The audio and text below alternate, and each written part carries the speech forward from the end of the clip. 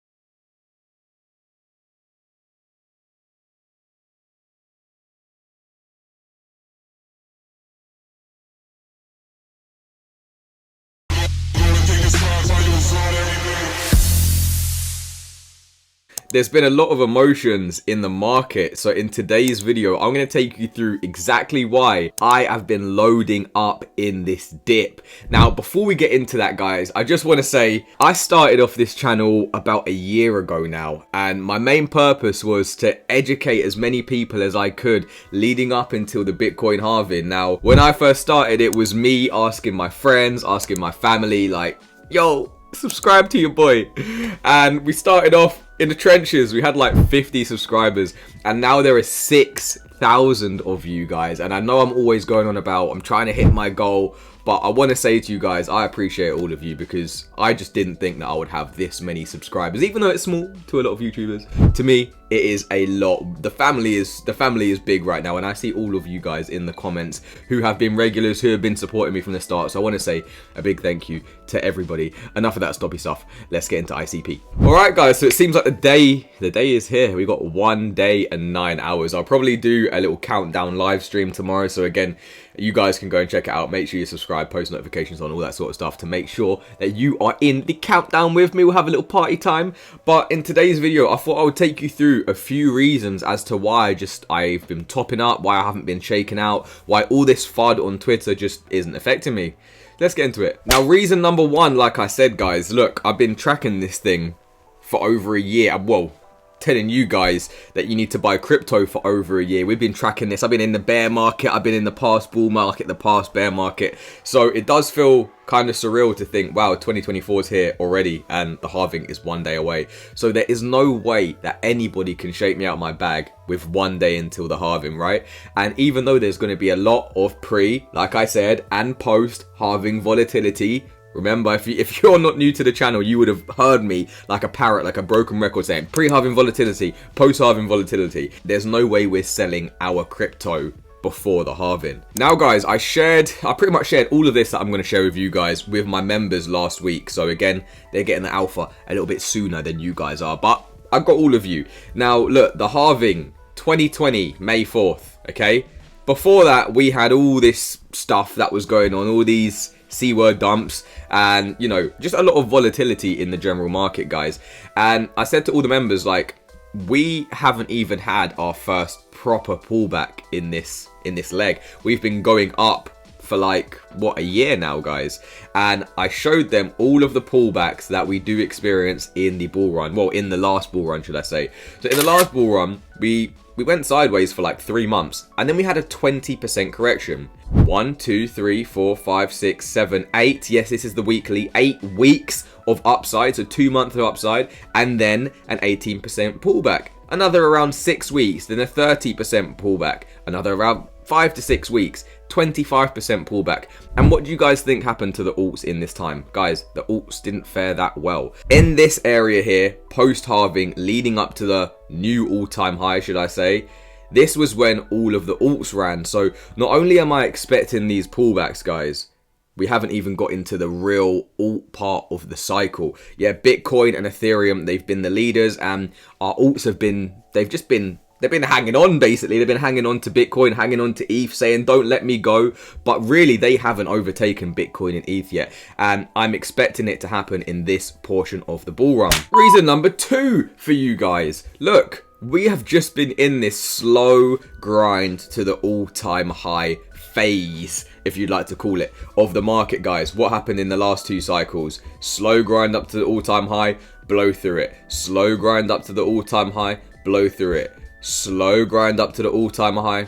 Are we going to respect the data and blow through it, or is crypto just going to deviate from what it's done in the past? I think we respect the previous data, and we have some sort of consolidation here. Usually it takes around a month to deal with the previous all-time high before we do blow through it, and then before we do start to print new all-time highs. And this is where the extreme euphoria, hype, FOMO phase in the market will be.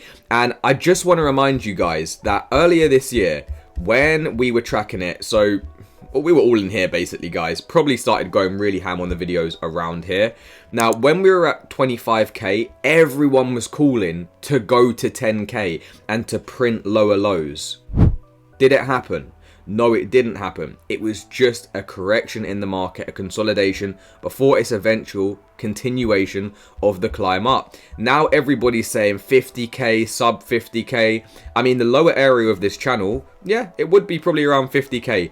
But the longer that we stay above in this consolidation range, obviously this trend is gonna start to climb higher. So it may not be 50k, it may be like 52k, 54k, 56k, but nothing is guaranteed for these pullbacks. So a lot of the time in the bull market, the hopium comes from people saying, we're going to get a pullback to this level and I'm going to go all in then. When really you should just DCA in, continue to DCA in the same way we're going to DCA out of the market, guys, okay? So that is reason 2 as to why I'm not scared. Number 3, we are in our top up zone, guys. So what do we do when we're in the top up zone? We take action and we top up in Bitcoin and in cryptos that are at a great level. So we ignore the noise of this is going all the way down to 50, down to sub 50, and we just take action because we know that in the bull run, we're going to be way above 50, way above 60, way above 70, and our alts are going to follow with it, guys. So you can either hope and try and catch a falling knife and pray that you time the exact bottom, or you can just take action at key levels. And that's what we've been doing, and that's why we've been so successful with our average prices of not only ICP, not only Bitcoin, but the majority of our bags, guys. So the fact that we've gone through another 18% correction, okay, which was very normal in the last run, it means that, am I really expecting that much more downside? Could a 40% correction come? Probably, it could come. You know, you never know. Massive shakeouts can happen. But am I relying on it? No, I'm just making the most out of the prices that we've got today, because a lot of the alts that we see, you know, they're at extreme discounts right now, guys. We'll go and check out CoinMarketCap in just a second. We'll have a little flick through and see what would be like a good little top up for some of our bags. But we've gone through an 18% correction again, guys, and look at that rejection on the weekly. It's looking pretty strong, guys. The wick could get filled, but the rejection looks like it is starting to happen. The sellers are losing power and the buyers are picking up strength once more, guys. And it looks like we might start to close our weekly above this level here, right at the halving.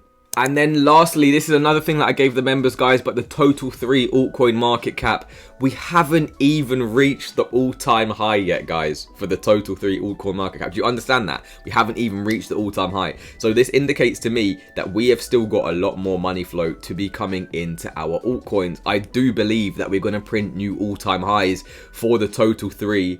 So it just makes it very hard for me to be bearish at this time, guys, because even though there may be bearish price action over the next, couple days, weeks, even months, it could happen for a couple of months to really shake out the market. The fact that I know what's coming, okay, or the fact that I can preempt what's coming, it doesn't really make me think, selling my bag, selling my ICP now, selling all my other stuff right now is the best idea, because I'm going to sell the top here and then buy down here and then sell here and buy down here. No.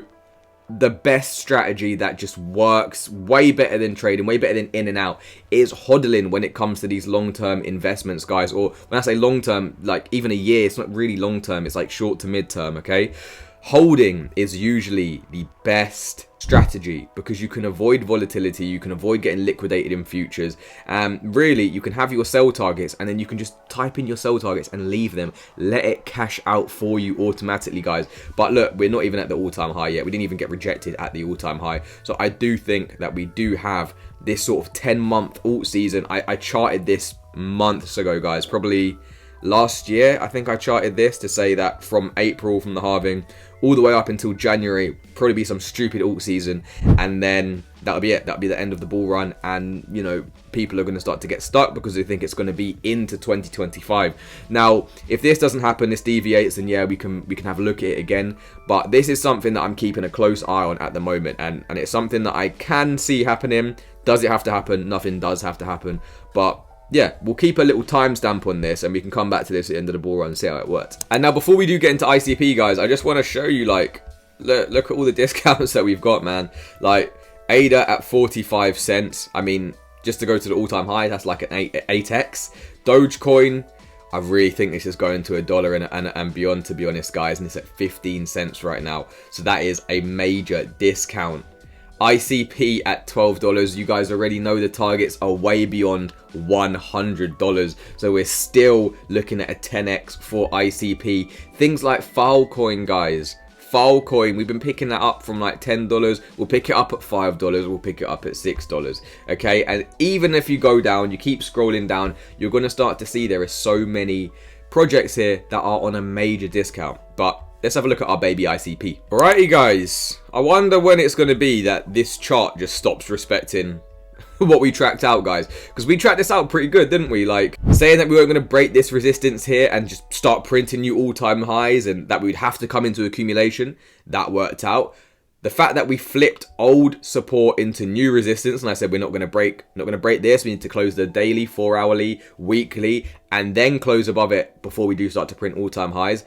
Otherwise, we come back down to accumulation. What happened? We came back down to accumulation. Perfect. We got the blessing zone. We've had 1, 2, 3, 4, 5, 6 days, nearly a week to be accumulating in the blessing zone, guys. So for all of you who are new to the channel, all of you who are new to ICP, who didn't get a chance to buy it here, and you saw the FOMO of everyone saying, oh my god, ICP AI, ICP this, ICP that, and you bought above like $15, you now have the chance to start to get in the same price as what people were getting in like, what, a month ago or something, right?